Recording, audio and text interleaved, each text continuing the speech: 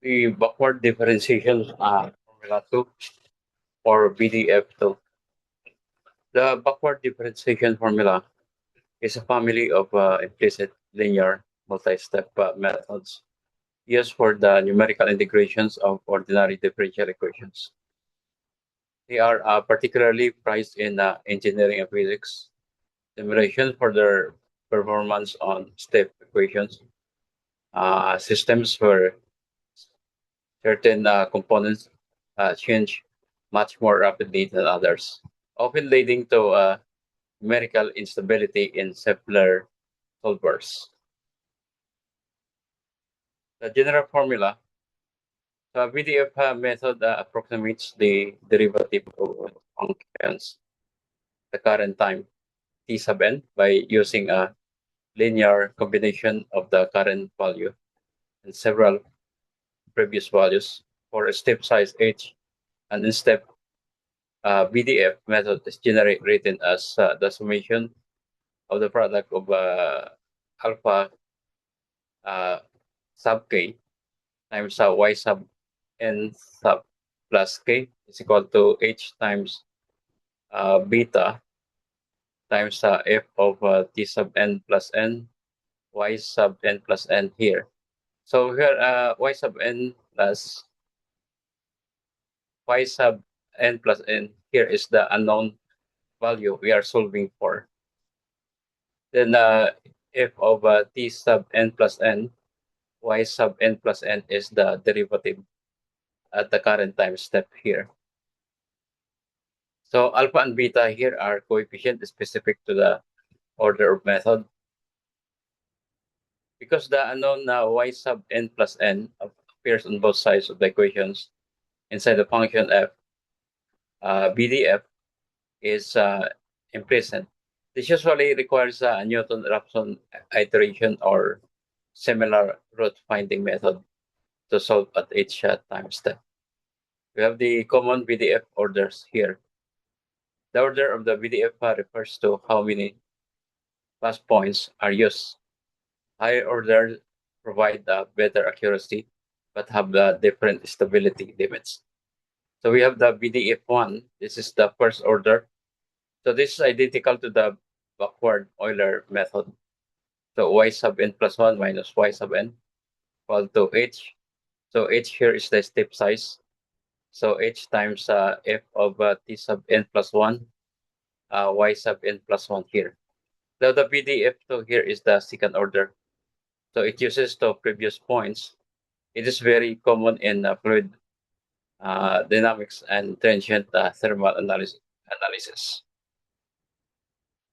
So at first here, we use the BDF1 here. For example, for the first 2 points. Then for the next points, 3, 4, and so on, we can really use the BDF2. So the BDF2 here formula is y sub n plus 2 minus 4 over 3 times y sub n plus 1 plus 1/3 of y sub n equal to 2/3 of h f of t sub n plus 2 y sub n plus 2. Okay, later on we will derive these equations. But for the meantime, let us first apply this in our example to become familiar with how we use the BDF2 here. So why use the BDF2?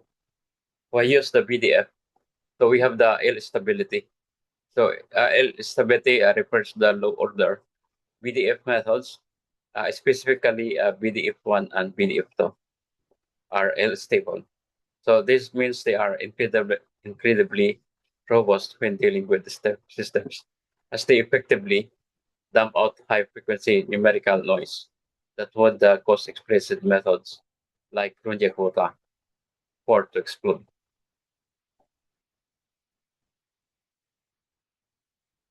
Okay, so we have the variable time stepping. BDF is well suited for adaptive time stepping algorithms. So most modern solvers like those found in the solvers uh, CBO will dynamically switch between BDF orders as the simulation progresses to balance speed and accuracy.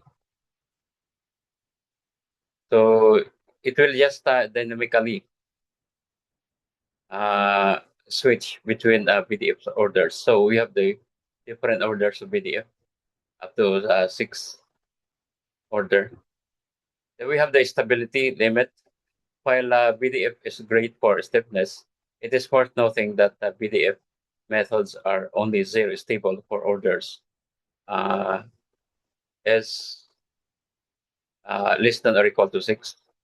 Beyond that, they become inherently unstable, which is why you rarely see BDF7 in the wild.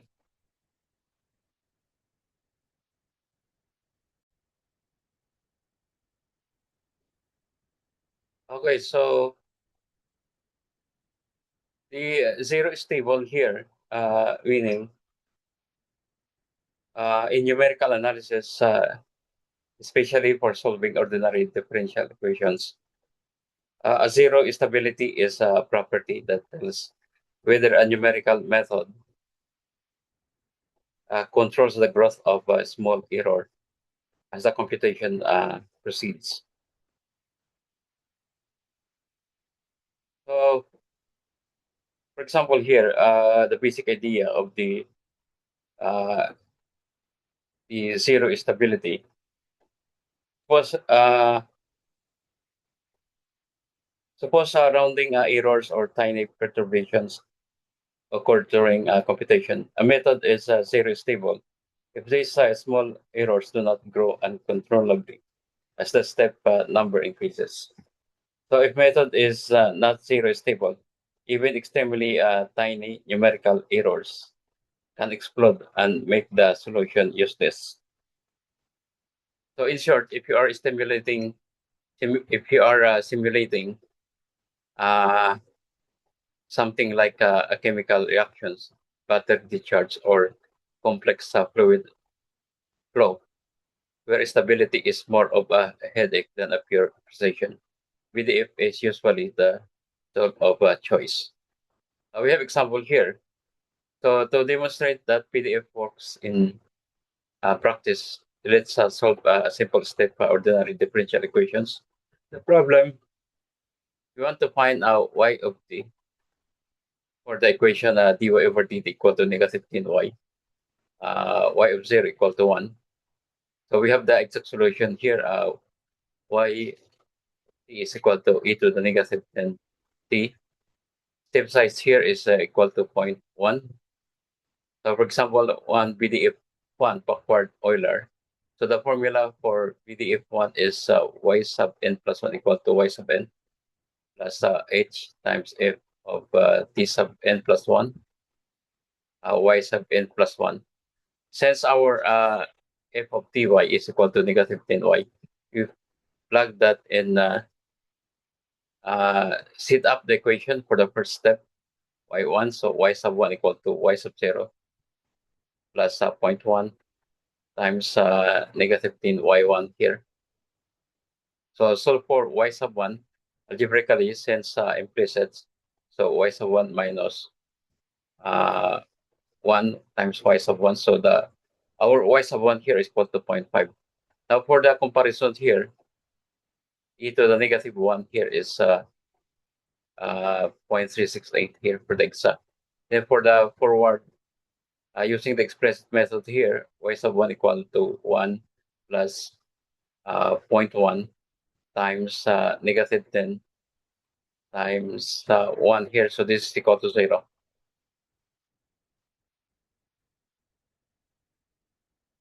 Then note in this case, BDF1 is overshooting the decay, but it remains stable.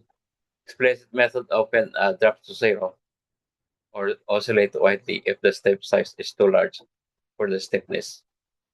So we have the difference here. This is y sub 1 equal to 0. But for the backward differentiation, y sub 1 equal to 0.5 here. So you see the difference between the backward and the forward Euler.